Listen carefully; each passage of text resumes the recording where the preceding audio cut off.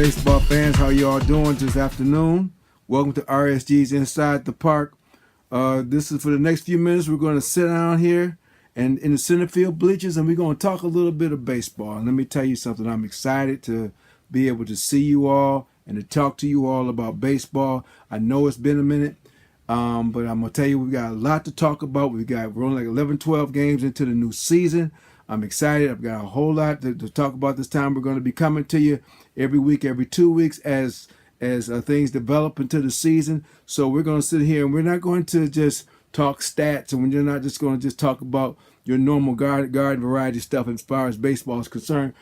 But we're just going to kind of dig a little deeper, do some deep dives on some things and really give you some stuff to talk about, give you some things to chew on. So with that, like I said, we're sitting in the center field bleachers. We're going to have a nice panoramic view of the field. And we're ready to go, and we're ready for the first pitch. So let's just get started. Let's just play some ball. What you say, okay? So this year, I don't know have you been watching any of the games this year. I know you have if you're big baseball fans. But if you've really been paying close attention, you've been noticing on the caps and on the jerseys, they've got these patches that says Major League Baseball 150. What baseball is doing this year, folks, is they're now celebrating 150 years of professional baseball. And you're talking about patches on the uniforms.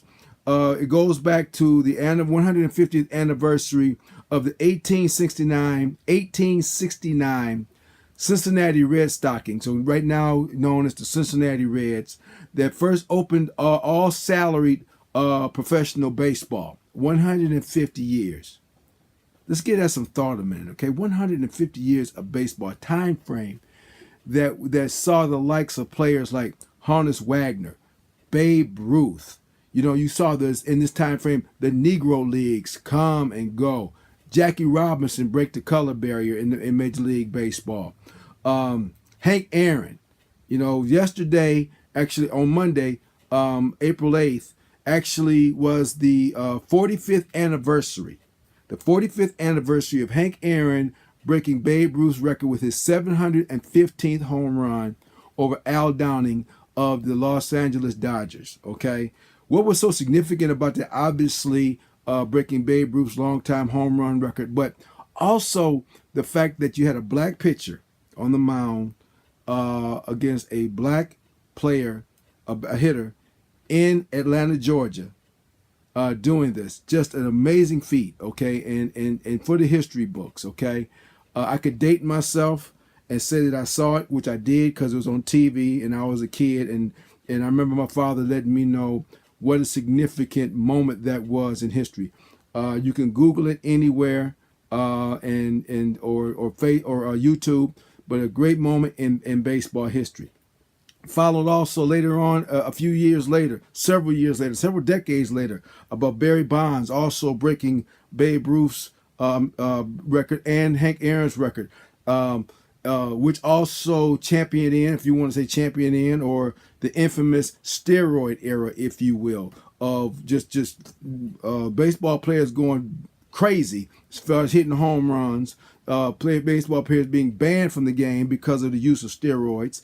And now you come forward where you have players like Mike Trout and Christian Yelich, who we're going to talk about a little bit later. You saw great ballparks disappear like Tiger Stadium, Ebbets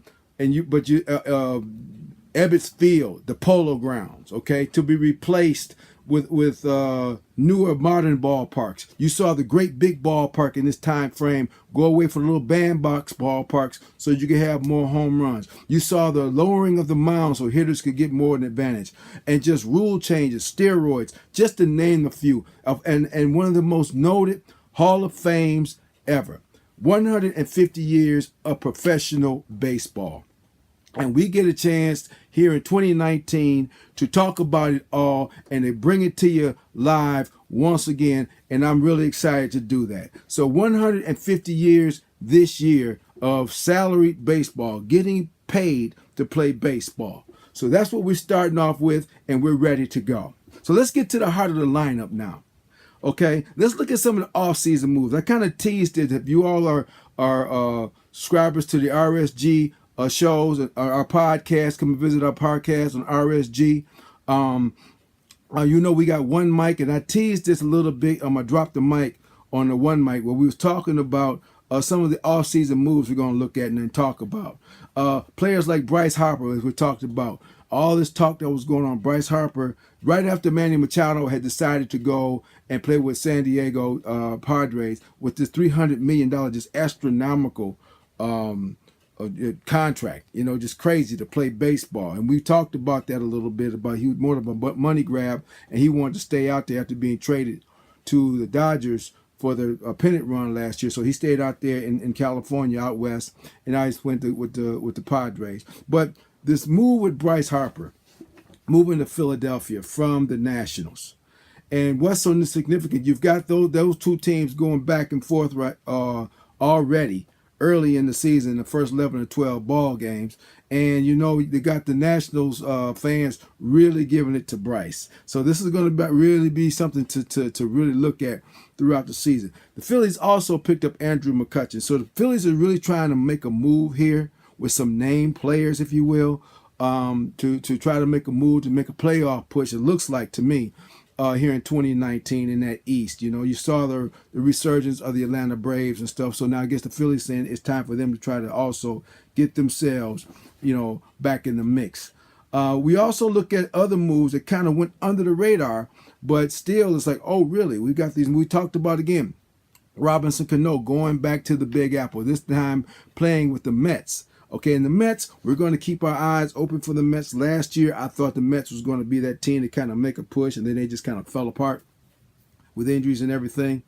But they went and got Robinson Cano, brought him back to the Big Apple. So I can't wait for that Subway Series to take on, and we're going to really see what that looks like and how does the Yankee fans now, greet Robinson Cano now that he's back in New York. That's going to be really interesting to see that as well. Other big moves that we're talking about, well, not really big moves, but just kind of like under the radar moves. Yasiel Puig. Yasiel Puig, to me, very talented ball player, but he got to get his head on straight a little bit, if you ask me. But you got Yasiel Puig now. He's playing in Cincinnati, and I don't know how many of you had an opportunity to see just the other day. There was this brawl already. I mean, we're still in the first week of baseball, going into the second week of the season. And here's Yasiel Puig jumping off the bench. It was kind of nice to see Cincinnati go against Pittsburgh, an old rivalry from back in the day with the American League, with National League East and West. Back in the day, the Big Red Machine and Pop Stargell. And I'm dating myself again on that. But still, there was a little bit of an incident where the pitcher of the Reds, the pitcher of the Pirates, should I say, Chris Archer, okay, got a home run hit off of him, and then the hitter just kind of like stood there and posed. And the next time up, what we saw was he threw the ball at it. Chris Archer threw the ball at the hitter, which started a brawl, and then this brawl, Yasiel Puig came off the bench because the Reds were up there actually batting.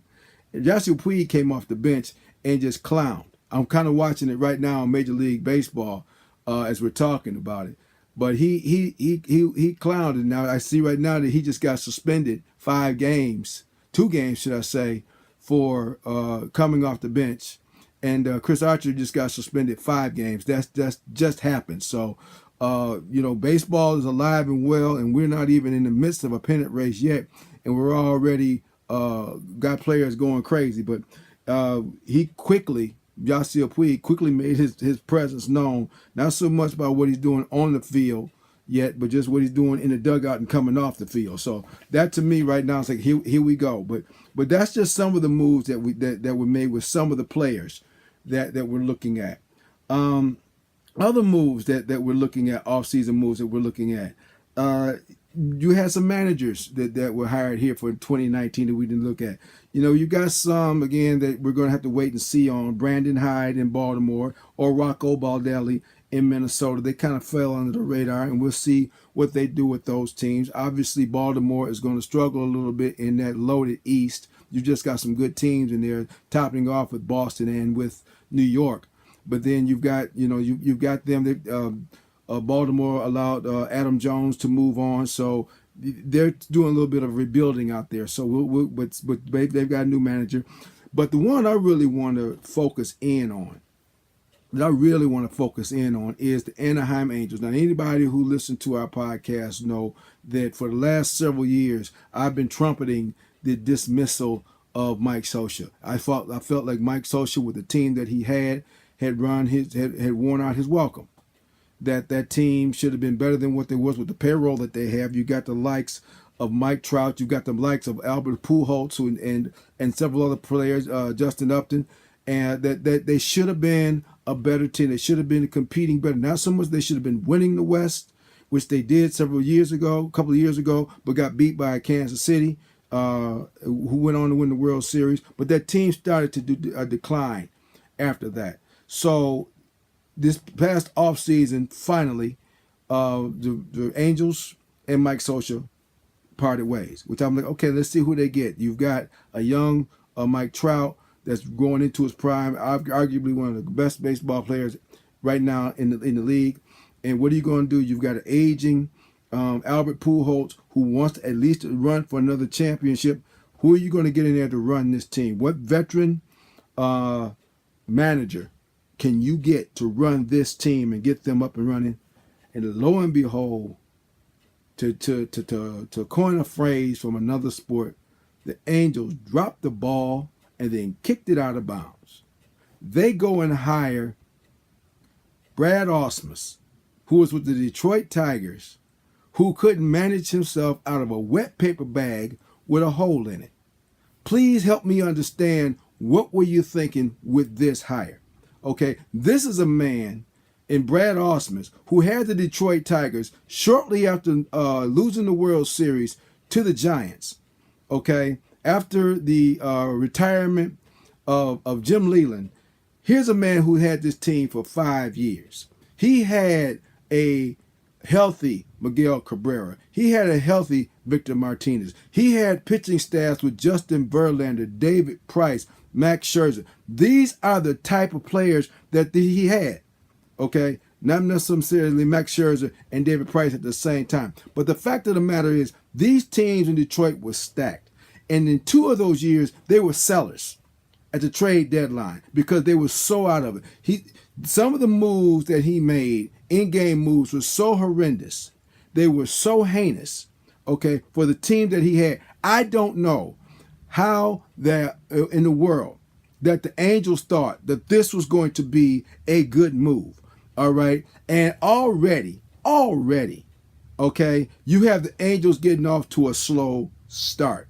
All right, I'm going to watch this one myself. Not so much that I'm an Angels hater. I think that when you got a player like a Mike Trout, a transcendent player like Mike Trout, you got to do all you can they've kind of locked him up. You've got to do all you can. Not just with what you're putting on the field, but what you're putting to run this team to try to win the championship. And I really do believe at this point, in my opinion, that the Angels have done that team a disservice with this hire. Okay. Brad Ausmus with the Detroit Tigers, in that 5 years that he was the Detroit Tigers, was 318 and a 338 record. He was below 500. Okay, with some of the best talent keep in mind that you got more Tiger players right now that's playing with other teams and winning championships.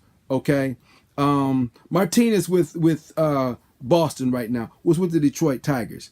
Justin Verlander was with the Detroit Tigers. David Price with the Detroit Tigers. This didn't make sense that this manager right here could not figure it out with a loaded veteran team. And then the Angels go and hire him. Watch and see. I'll probably be talking. I don't want to run nobody off, but I'll probably be talking about this a lot this year. So we'll stay tuned to that. And then another move that's going to be happening at the end of this year, so while we're talking about managers, is the venerable one that's in San Francisco. Mr. Bruce Bochy has announced that he's going to be retiring at the end of this year after his 25th season as a manager in Major League Baseball. And what an illustrious career has been for Bruce Bochy. Bruce Bochy has been to 4 World Series, taking 2 teams to the World Series, the San Diego Padres and the San Francisco Giants, in which he's won 3. So this is going to be, I hope they give him a happy, healthy farewell, regardless of how the season turns out for the Giants. This is a man that is truly deserving of a fond farewell, in his last season as manager. Let's look at some early surprises this year. As we're going again, we're only like 11, 12 games in, so we don't want to get too crazy, right? We don't want to get too out there and too deep because we got a lot of baseball still to be played. But as fans, we're excited. The weather's getting warmed up a little bit, and some players came out, and some teams just came out like it's mid-season, and some act like they're still in spring training. And if you ask me, when you start looking at baseball in late March, early April, yeah, you can kind of make it to say, yeah, that's a little bit of extended spring training.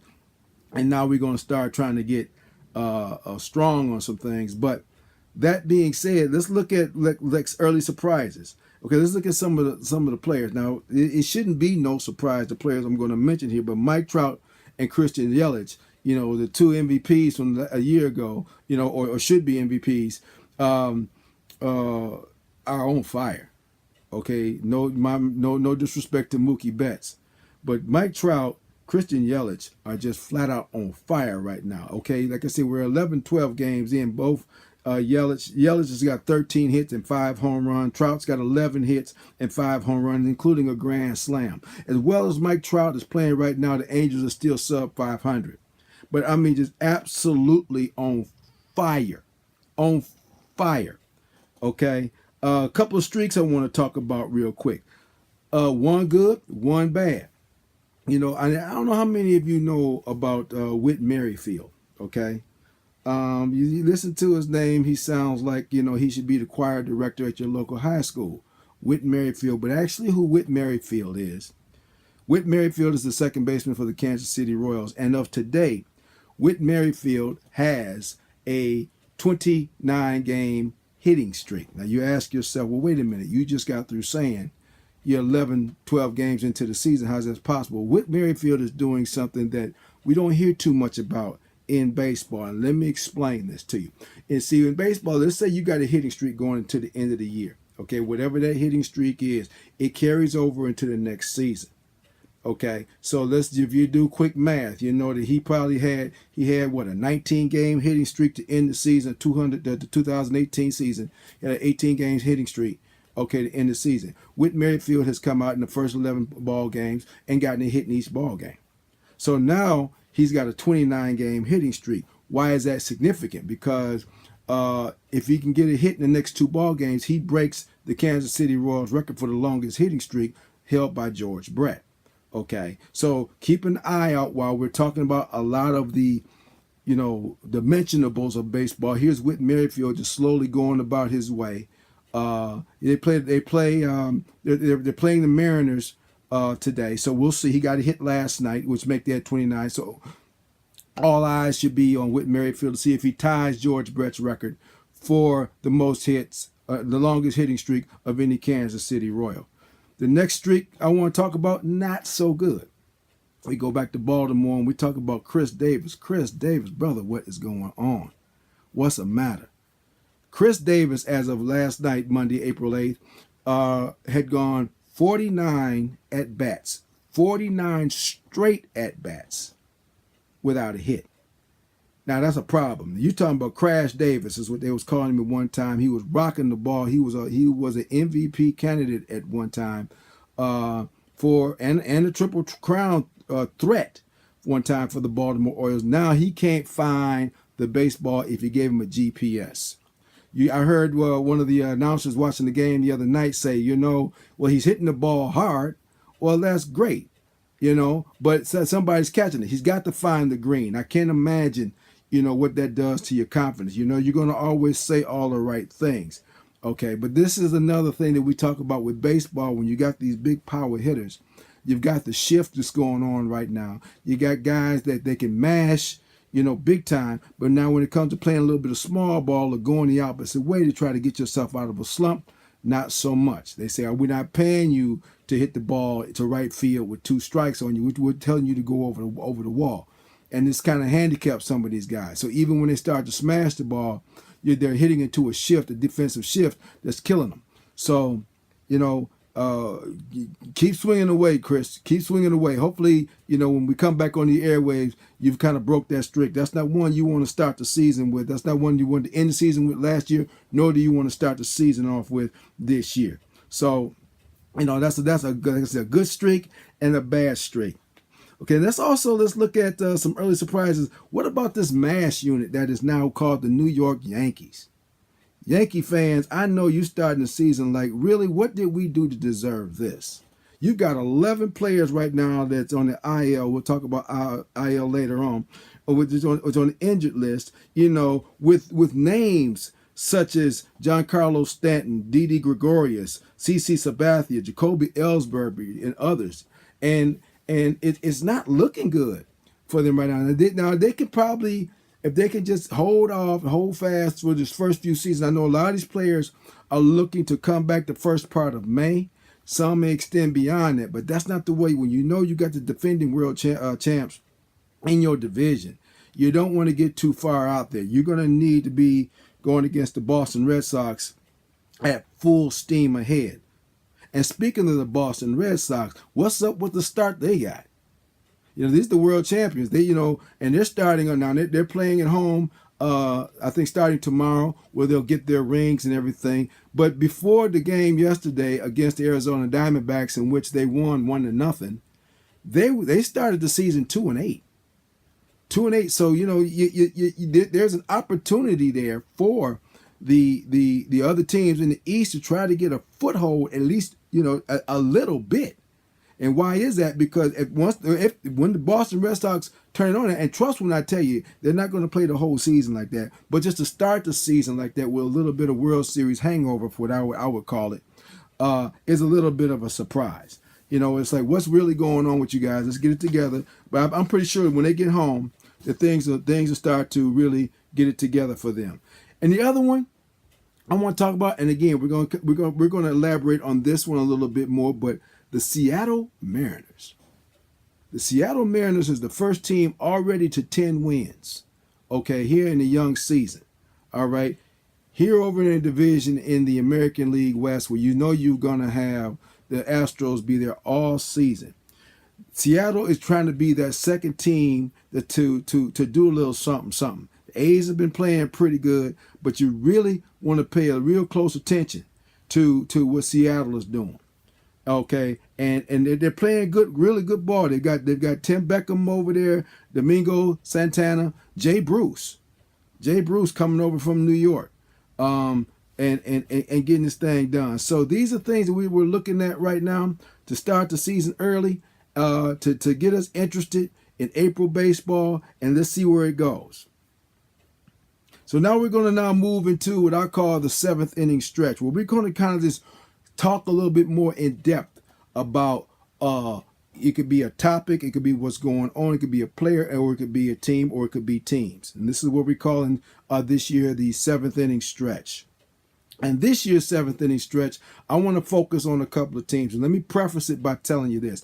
We don't want to get into too much right now about what is the early season predictions. We already know that we're going to have Boston, New York, Houston, the Braves, the Dodgers, the Cubs, the Milwaukee Brewers. All these teams are going to be they're going to find their way, okay. And I'm not going to bore you with who do I think going to win the World Series right now. What I want to talk about to start this season is we talk about teams that are going to a championship or have gone to championships, who got winning pedigree, if you will.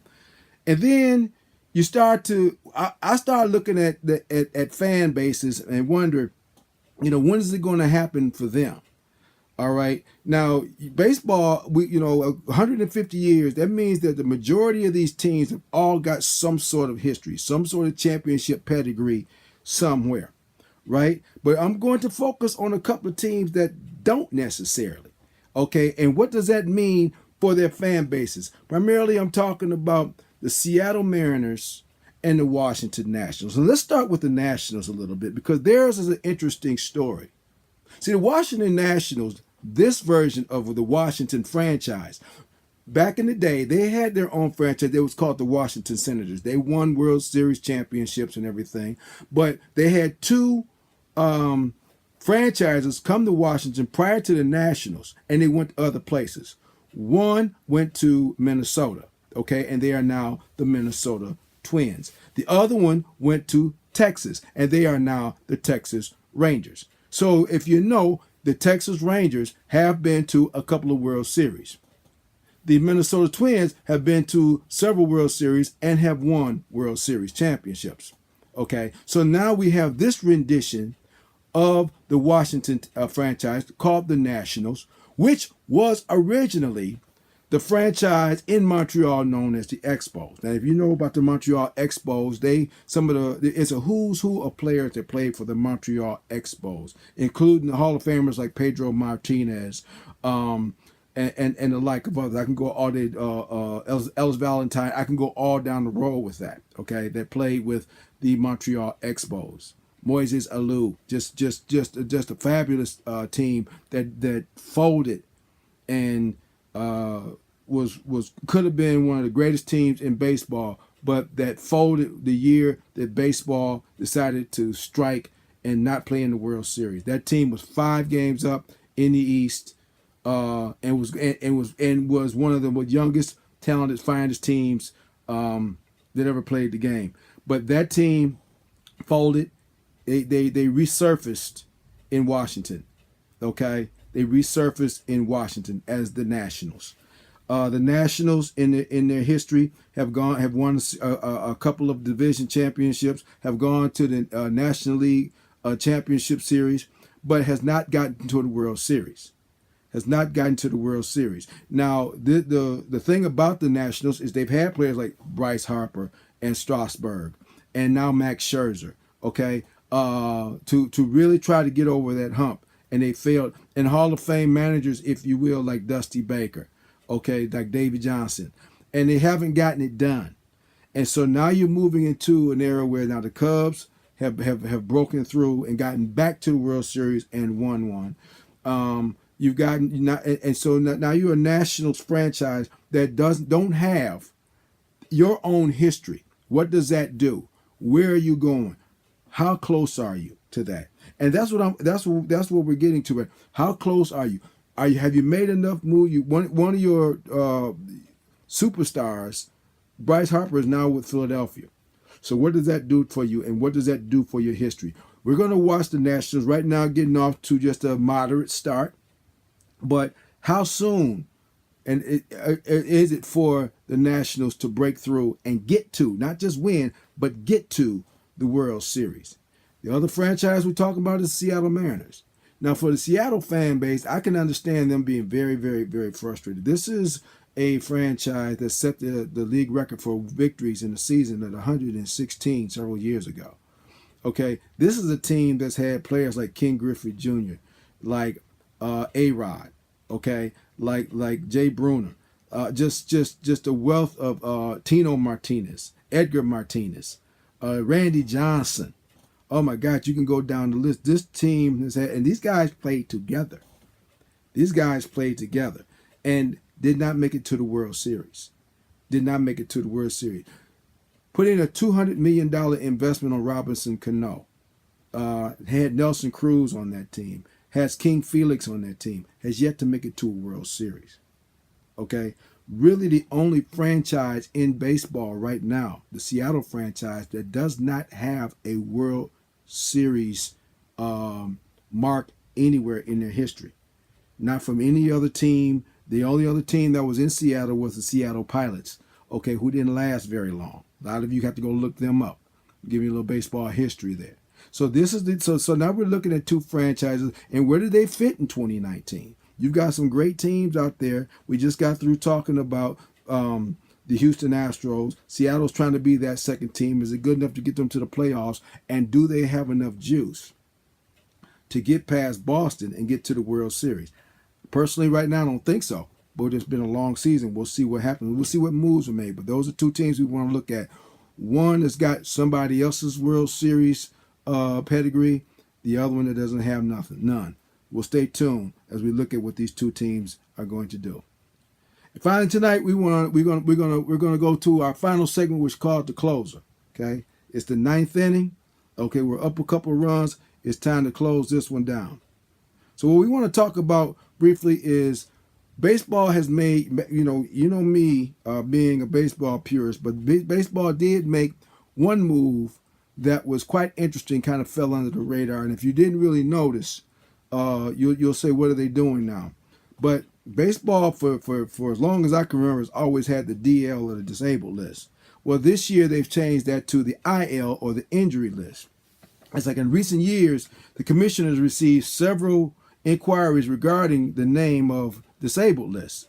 The principal concern is that using the term disabled for players who are injured supports the misconception that people with disabilities are injured and therefore are not able to participate or compete in sports. As a result, Major League Baseball has agreed to change the name disabled list to the injury list as for both major and minor league levels. All standards and requires of the placement and reinstatement, etc., of the league of the list has remained unchanged. This change is only a rebranding of itself, and it's effective immediately. So they've gone from, you still got the 10-day IL, the 60-day IL, depending upon the nature of your injury, but they've done this thing so that they can be a little bit more PC with what's going on, so they're not offending disabled people, especially when we're living in an era right now where we had some political rift where they was talking about not funding Special Olympics and all these sort of things. So I applaud baseball for that. You would think that they would have done something like this a little bit earlier, but like I said, it's one of those under the radar things that I applaud them for. Bravo. I like that. Good job. Now then, if you can do other things, if you can make a move like that, then take on another move that's a little bit more sticky, but makes a little bit more sense. What move are you talking about? How about telling the Cleveland Indians to change the team name? Okay? You don't want to offend disabled people? Let's not defend other people either. That name is offensive. Okay? You can come up with anything else, and I think that in 2019, it's about time. Okay? So yeah, I'm using the IL as a platform to say, listen, baseball, go all the way. That's a nice first step, but take it a little bit further and get yourself right there too. All right, folks, that's going to be our first what I hope is many Inside of the Parks here on RSG Network. We hope that you enjoyed our show and look for us again real soon. So until next time, folks, that's the ball game. And I tell you, as always, please drive home safe.